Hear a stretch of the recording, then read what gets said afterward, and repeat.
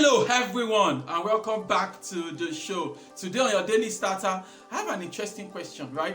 What do you think will happen if we took all the wealth in the world, all the money in the world, right?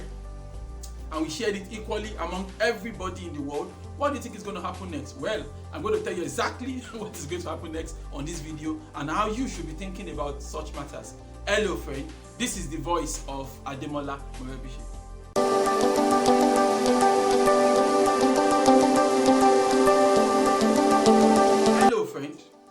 You see, if you took all the wealth and all the money in the world and you shared it equally among every other person, right? In a few years' time, not even years, I'm telling you, within 6 months, 1 year, 2 years, right? What you're going to notice is that income inequality is going to be back again.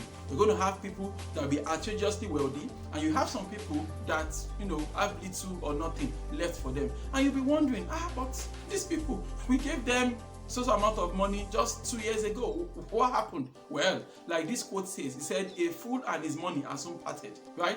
If you have a foolish man that has money, the alliance can only be temporary, because a foolish person will always find ways to dispose of the money ASAP.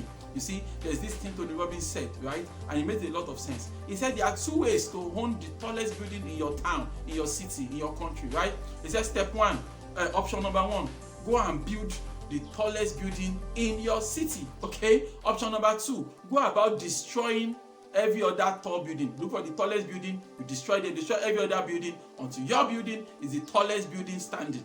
Obviously, you would agree with me that it takes so much energy to go about destroying other tall buildings, right? Like all the energy, all the stress, all the efforts you put into destruction of the tall buildings in your city, it's better to combine that energy and focus and look for how you can make your own building the tallest building in the city. Isn't it?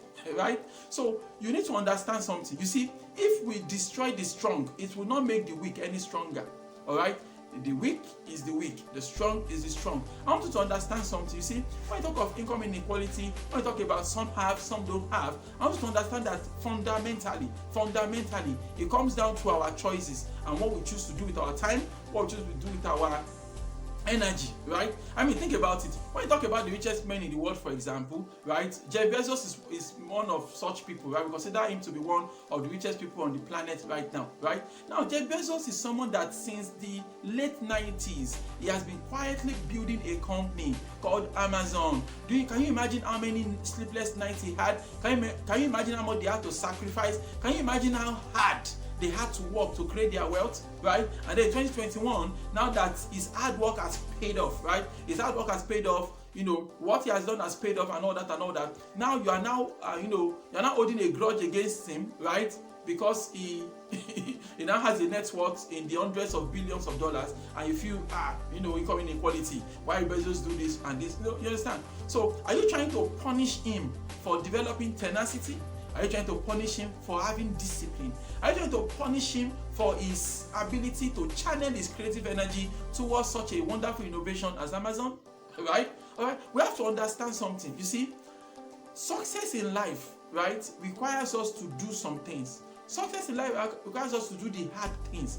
And rather than, tearing down others so that you can lay claim to be the tallest building in the city, okay, why don't you learn how to do the hard work so you can get to work and actually build the highest in the city? See, the difference between the rich people and the poor people is not the amount of money they have, it is their approach to life. All right, there's this thing we call delayed gratification, right? So many people, they don't understand the concept of delayed gratification. They want to succeed now, they want success and they want it overnight, right? They cannot sit down and discipline themselves and say, you know what, there's a season of labor, there's a season to sow, there's a season to build a solid foundation for myself so that I can, in a different season of life, I can now move faster and get things done, in an amazing manner, right? Now, I'm not saying someone like Jeff Bezos doesn't have some advantages over the average human being out there, right? Maybe they have a privileged background, maybe they have access to certain things. I'm not discounting that, but I believe it is criminal for us to also discount the amount of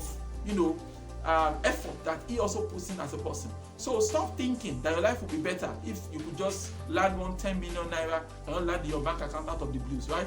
that money probably will make your life better. Okay, maybe you sleep better tonight or tomorrow or the day about, but I can assure you that at the end of the day, you see, the money will likely just kill you or do something nasty to you. You know, reminds me of that scene from that movie the other time, In Time, whereby someone just, you know, made a generous donation to a poor friend of his, right? Only to find out the next day that the man is dead. He said, what killed my friend overnight? They said, well, you gave him a very large amount of money, and so he just went out there, he overdosed on a drug, and dead. Because all this while when he was broke, he did not have the money to overdose on drugs.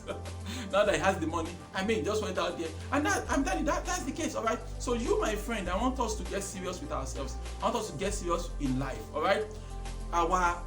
That you don't have your lack of money or poverty or whatever is not due to another person's action. There is nobody out there that is beefing you and stopping you from becoming the best you can become.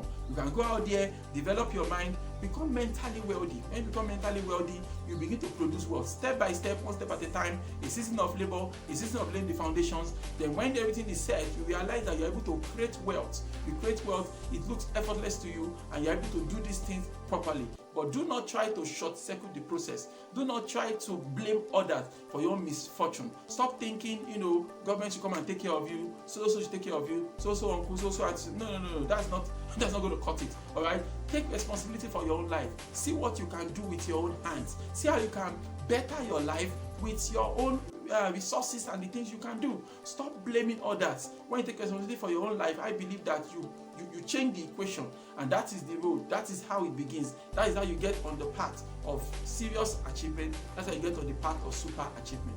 Why don't you repeat after me this morning? Say, God daily loads me with benefits. I am bold and strong.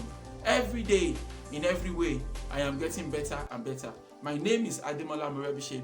Thank you so much for taking our time to check out this video. Remember, you can lead a formidable life. Have a great day. Bye.